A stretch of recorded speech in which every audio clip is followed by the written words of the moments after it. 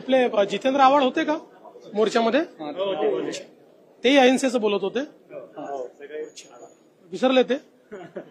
ठीक आहे, चांगला आहे, अहिंसा असलीच पाहिजे, आमचं समर्थन आहे अहिंसेला. लेकिन जिस तरीके से महाराष्ट्र में राजनीति शुरू है, चुनाव सामने है और गांधी जी के नाम पर आज के दिन इतना बड़ा सरकार के खिलाफ मोर्चा निकालना, इसे कैसे देखें? देखिए, गांधी जी को अगर ये लोग मानते हैं तो गांधी जी ने जो सजेशन दिया था उसको इन्होंने अमल में लाना चाहिए.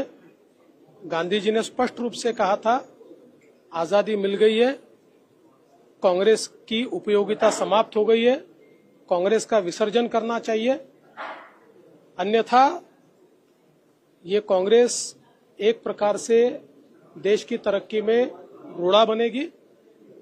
गांधी जी की इस सूचना का पालन अगर वो लोग करे तो मुझे ऐसा लगता है कि सही में गांधी जी के ऊपर बोलने का उनको अधिकार होगा.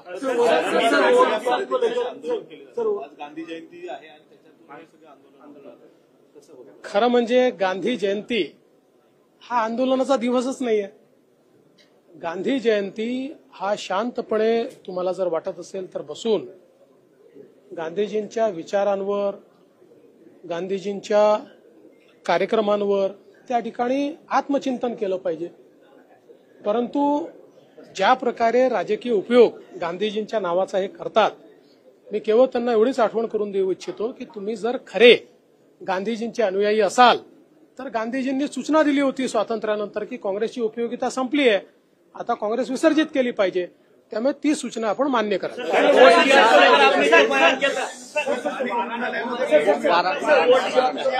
उद्घाटन केलेलं आहे कारण की रुग्णांचे हाल होताना पण पाहायला मिळायचे. आपल्याला कल्पना आहे की आपल्याकडे धर्मदाय रुग्णालयांमध्ये जे निर्धन आणि दुर्बल अशा घटकाचे पेशंट आहेत त्यांच्याकरता रिझर्व्ह बेड असतात. परंतु हे जे काही रिझर्व्ह बेड असतात हे जवळपास 70-80% बेड रिकामे असतात किंवा अनयुटिलाइज असतात, कारण त्याची माहिती नसते. आणि या संदर्भात एक हायकोर्टाने जजमेंट दिलं, त्यानुसार एक स्कीम देखील चालली होती. पण या अधिवेशनामध्ये आम्ही कायदेशीर तरतूद करून हे सगळे बेड ट्रान्सपरंट पद्धतीनं मॅनेज करण्याकरता शासनाला अधिकार दिले आणि शासनाच्या माध्यमातून चॅरिटी व्यवस्था जी आपली आहे, चॅरिटी कमिशनर ऑफिस, त्यांच्या अंतर्गत हे आपण दिलेले आहेत.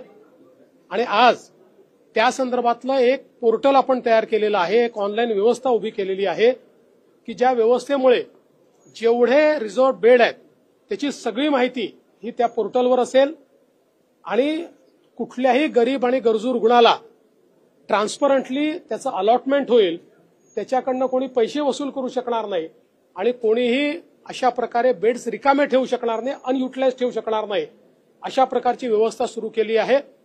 उपमुख्यमंत्री वैद्यकीय सहायता कक्ष आपण सुरू केला, त्याच्या अंतर्गत ही संपूर्ण व्यवस्था आता ऑनलाईन पद्धतीनं आपण चालू केली.